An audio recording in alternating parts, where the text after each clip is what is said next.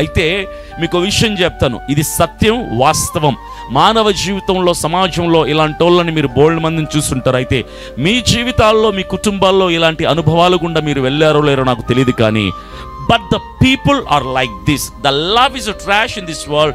No one has a true love, unselfish love. ఈ ప్రపంచంలో ప్రేమ అన్న మాటకు చోటు ఎక్కడా లేదు.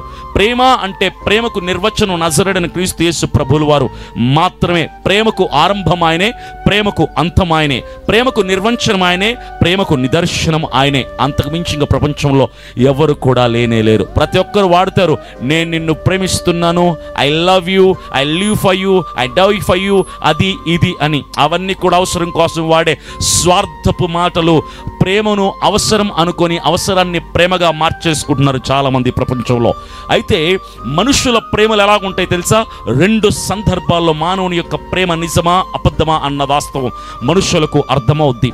2 సందర్భాల్లో నీ చుట్టూ ఉన్న వాళ్ళు నిన్ను వదిలేసి వెళ్ళిపోతారు. In 2 cases the people will leave you alone. in 2 cases, 2 పరిస్థితుల్లో, 2 సందర్భాల్లో నీ చుట్టూ ఉన్న మంది, నీ చుట్టూ ఉన్న జనం, నీ చుట్టూ ఉన్న నీ వాళ్ళు అనుకుని భ్రమపడుతున్న వాళ్ళు నిన్ను వదిలేసి వెళ్ళిపోతారు. 2 సందర్భాల్లో. ఎప్పుడో తెలుసా? మనుషుల దగ్గర పైసలు బాగా ఉన్నప్పుడు. అందుకే లోకంలో సామెత ఉంది, బెల్లం చుట్టే ఉంటుంది, చీమల ఈగల ఏవో ఒకటి ఉంటాయి కదా, ఉన్నంతసేపే అవంగానే వెళ్ళిపోతాయి. ఎక్కడికి? ఇంకో చోటికి. మనుష్యుల ప్రేమలు ఎలాంటివో తెలుసా? నీ దగ్గర పైసలుంటే, నీ దగ్గర ధనం ఉంటే, నీ దగ్గర జ్ఞానం ఉంటే, నీ దగ్గర ఆస్తి పత్రాలు ఉంటే, నీ బ్యాంక్ బ్యాలెన్స్ బోల్డ్ అంత ఉంటే, ఆ బ్యాంక్ బ్యాలెన్స్ నీకు రాకపోయిద్దా? ఆ స్థలం నీ పేరున రాకపోద్దా? ఆ ఆస్తులు నీ పేరు మీద రాయించకపోతారా? ఆ పైసల్లో కొంచెం నీకు ఇవ్వకపోతారా అని నీ చుట్టూ పిచ్చి కుక్కల్లాగా చేరుకొని ఉంటారు చాలామంది. నువ్వు మాట్లాడితే చప్పట్లు కొట్టడానికి, నువ్వు ఏడిస్తే నీ కన్నీళ్లు తుడచడానికి, నువ్వు బాధపడితే నిన్ను ఓదార్చడానికి, కృంగిపోతే ధైర్యపరచడానికి, ఇదంతా కూడా సెల్ఫిష్ లవ్. అదంతా కూడా స్వార్థపూరితమైనటువంటి ప్రేమే. అన్నీ ఉన్నప్పుడు నీ చుట్టూన్న వాళ్ళు నిజమైన ప్రేమించే వ్యక్తులు కాదు. వీళ్ళందరూ ఎప్పుడు వాళ్ళ ప్రేమ స్వార్థం అన్న అర్థమవుతుందో తెలుసా? ఎప్పుడైతే నీ దగ్గర ఉన్న ఆస్తులన్నీ పోతాయో, ఎప్పుడైతే నీ దగ్గర ఉన్న ధనమంతా శూన్యమైపోద్దో, ఎప్పుడైతే నీ బ్యాంక్ బ్యాలెన్స్ శూన్యమైపోద్దో, ఎప్పుడైతే నీ పేరు మీద ఉన్న పైసలన్నీ ఖాళీ అయిపోతాయో, ఎప్పుడైతే నీకంటూ ప్రపంచంలో ఏమీ లేదని అర్థమవుతుందో, ఆ రోజున నీ చుట్టూ ఉన్న 100 మందిలో 70 మంది నిన్ను వదిలేసి వెళ్ళిపోతారు. 70% of people will leave you when you have nothing in this world. ఎప్పుడైతే ఈ లోకంలో నీ దగ్గర ఏమీ లేదు అని మనుషులకి సత్యం అర్థమవుతుందో, ఆ రోజున నీతో నాకు పని లేదురా అని చెప్పేసి నిన్ను వదిలేసి వెళ్ళిపోతారు. They don't need you when you don't have money in this world. నీ దగ్గర డబ్బు లేకపోతే నీతో పని ఎవరికి ఉండదు. నీతో పని ఉన్నంత వరకే నీ దగ్గర కుక్కలు ఉంటాయి. నీ దగ్గర డబ్బు లేకపోతే కుక్క కూడా నీ దగ్గరికి రాదు. That's the world. That's the love of this world. ఈ లోకం అంతే, ఈ లోక ప్రేమ అంతే. అనుభవపూర్వకంగా చెప్తున్నాను నేను. That is the world. డబ్బుంటే నీ చుట్టూ ఉండేవాడు ఎంత, డబ్బు పోతే నీ దగ్గర లేనోడెంత. అలాంటోడు మనకు అక్కర్లా. మిగిలిన 30 మంది ఉన్నారు కదా sir, 30% of people are there around me. They are true love. They are having and showing the true love. నా చుట్టూ ఉన్న 30% మంది నా మీద ప్రేమ చూపిస్తున్నారంటే కాదు, వాళ్ళు కూడా వదిలేసి వెళ్ళిపోతారు. ఒక సందర్భం డబ్బు లేనప్పుడైతే మరో సందర్భం ఒకటి ఉంటుంది. అదేంటో తెలుసా? నీ పనులు నువ్వు చేసుకోలేనప్పుడు, నీ శరీరం బలహీన పడిపోయినప్పుడు, నీ ఒంట్లోకి అనారోగ్యం వచ్చినప్పుడు, నీ చేతులు కాళ్ళు బలహీన పడిపోయి నువ్వు మంచాన కుంచాన పడిపోతావు కదా, ఆ రోజున నువ్వు మరొకరికి భారమైన రోజున, నువ్వు మరొకరికి ఇబ్బందికరమైన రోజున, నువ్వు మరొకరి మీద ఆధారపడే రోజున, నీకు సేవలు చేయలేని ఎవ్వడు కూడా నీ చుట్టూ ఉండడు. నిన్ను వదిలేసి అర్ధాంతరంగా వెళ్ళిపోతారు. ఎలాంటి పరిస్థితుల్లో తెలుసా?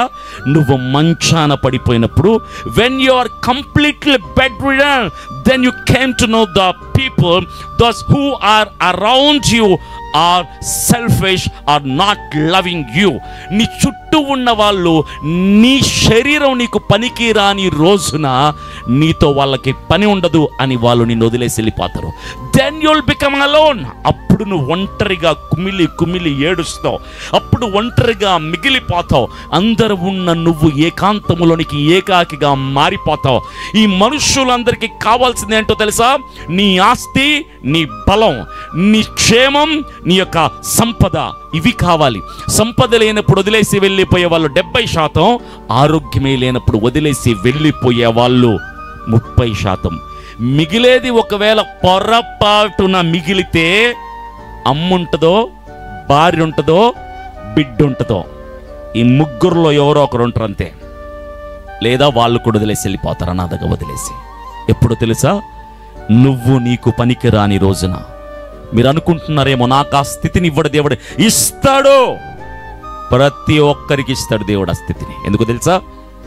దేవా, నీ ప్రేమ తప్ప ఈ లోకంలో ఏ ప్రేమ శాశ్వతం కాదు అన్న మాట నీ నోటి నుంచి పలికించటానికి దేవుడు ఖచ్చితంగా ఆ స్థితిని నీకు ఇచ్చి తీరతాడు. ఎందుకు తెలుసా?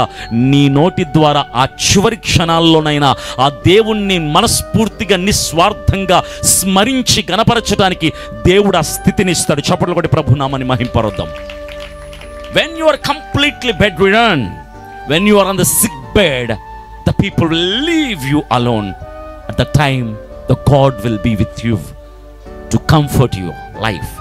నీ జీవితాన్ని నిన్ను ఓదార్చటానికి ఆ సమయంలో నీ చుట్టూ ఉండేది దేవుడొక్కడే, నీ పక్కన ఉండేది దేవుడొక్కడే.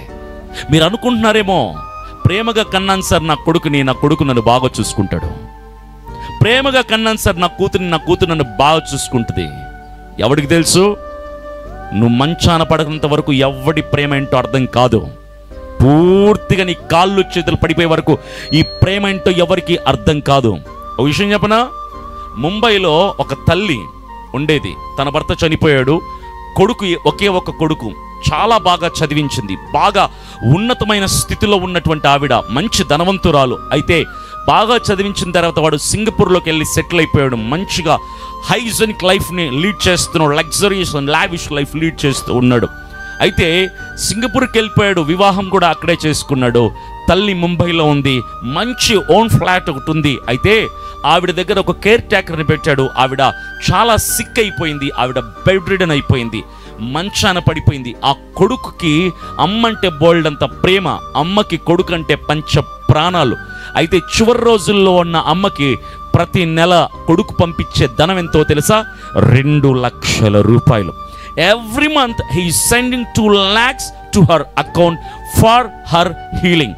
ఆవిడ స్వస్థతకు ట్రీట్మెంట్ కొరకు ప్రతి నెల 2 లక్షల రూపాయలు పంపిస్తున్నాడు ఆ యొక్క కుమారుడు. అది ప్రేమ అంటే కదా, అది ప్రేమ అంటే. ఏంటి ప్రేమ అంటే? పెంచిన కొడుకు, కన్న కొడుకు, 9 మాసాలు మోసిన కొడుకు, మన చేతుల ద్వారా మన పాలు తాగి పెరిగిన కొడుకు వేరే దేశంలో సెటిల్ అయిపోయి లగ్జరియస్ లైఫ్ని సెల్ఫీస్లో ప్రపంచానికి చూపిస్తూ కన్న తల్లికి ప్రతి నెల 2 లక్షల డబ్బులు పంపించడమే ప్రేమ. అవునా కాదా? అవునా కాదా? అవును అంటే మీ కొడుకులు కూడా అదే ప్రేమ చూపిస్తారు మీ మీద, గుర్తుపెట్టుకోండి. ప్రతి నెల 2 లక్షల డబ్బులు పంపిస్తున్నాడు.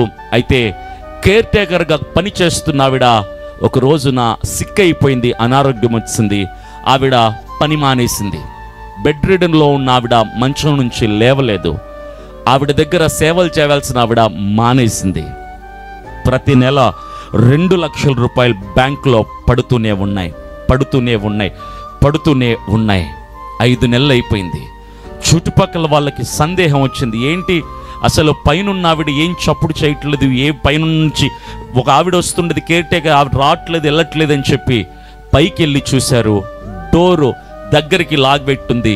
అయితే డోర్ ఓపెన్ చేసి లోపలికి వెళ్ళి చూస్తే 5 నెలల తర్వాత అక్కడ కనిపించింది ఏంటో తెలుసా? అస్థిపంజరం కనిపించింది. ఎముకలు మంచం మీద ఉన్నాయి, ఎముకలు ఉన్నాయి మంచం మీద. ఎప్పుడు చచ్చిపోయింది తెలుసా? ఆవిడ 5 నెలల క్రితం చచ్చిపోయింది. సిగ్గులేని పనికి మాలిన కొడుకుకి డబ్బు పంపించడం తెలుసు, అదే ప్రేమ అనుకున్నాడు. అదే ప్రేమ అనుకున్నాడు. అమ్మ చచ్చిపోయింది. ఎప్పుడొచ్చాడు తెలుసా చూడ్డానికి? ఆ ఎముకల్ని తీసుకెళ్ళి పాతేయడానికి వచ్చాడు. That's the love of your children in this world. నీ బిడ్డల ప్రేమ అలాగే ఉంటుంది. సిగ్గులేనోళ్ళు చాలామంది బిడ్డలు బాగా చదివేసి తల్లిదండ్రుల డబ్బులన్నీ తీసుకొని వాళ్ళ కష్టాన్నంతా తాగేసి వాళ్ళ కష్టాన్నంతా తీసుకొని ప్రయోజకులుగా మారిపోయి ప్రపంచంలో ఎక్కడెక్కడికో వెళ్ళిపోయి స్థిరపడిపోయి చివరి రోజుల్లో కన్న తల్లిదండ్రుల దగ్గర ఉండాల్సిన బాధ్యతను మర్చిపోయిన వాళ్ళు డబ్బులు పంపించేసి పనులను పెట్టేస్తారు. మీ దగ్గర డబ్బులు పంపించేసి బాధ్యత తీర్చేసుకుంటాం అనుకుంటారు. అది మీ బిడ్డల జీవితాలు. మీ బిడ్డల జీవితాలు అలాగే ఉంటాయి.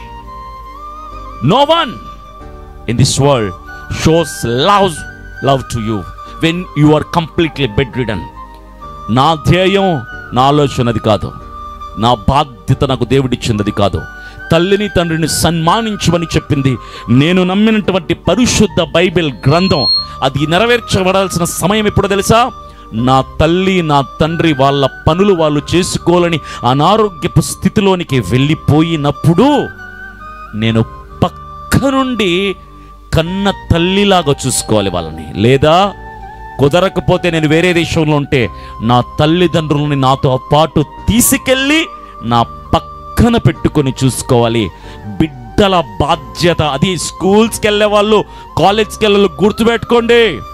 నువ్వు గోల్డ్ మెడలిస్టో, ఇంజనీరో, సాఫ్ట్వేరో, ఎంబీబీఎస్ డాక్టరో, నువ్వు పెద్ద పోటుగాడివో వీరుడివో అవుతావని కాదు. నువ్వు ఎప్పుడు గొప్పవాడి అవుతావో తెలుసా? ఎప్పుడు దీర్ఘాయుష్మంతుడు అవుతావో తెలుసా? ఎప్పుడు ప్రయోజకుడు అవుతావో తెలుసా? ఎప్పుడు దేవుని చేత శభాష్ నా కుమార్తె కుమారుడు అనిపించుకుంటావో తెలుసా? నీ తల్లిదండ్రుల చివరి రోజుల్లో పక్క నుండి తల్లిదండ్రులు చూపించిన ప్రేమని అమ్మా నాన్నల మీద మీ బిడ్డలుగా మీరు చూపించగలిగితే అప్పుడు దేవుని రాజ్యంలో దేవుడు మిమ్మల్ని జ్ఞాపకం చేసుకుని జీవ గ్రంథంలో మీ పేర్లను లిఖిస్తారు. చప్పట్లు కొట్టి ప్రభునామాన్ని మహింపరుద్దాం.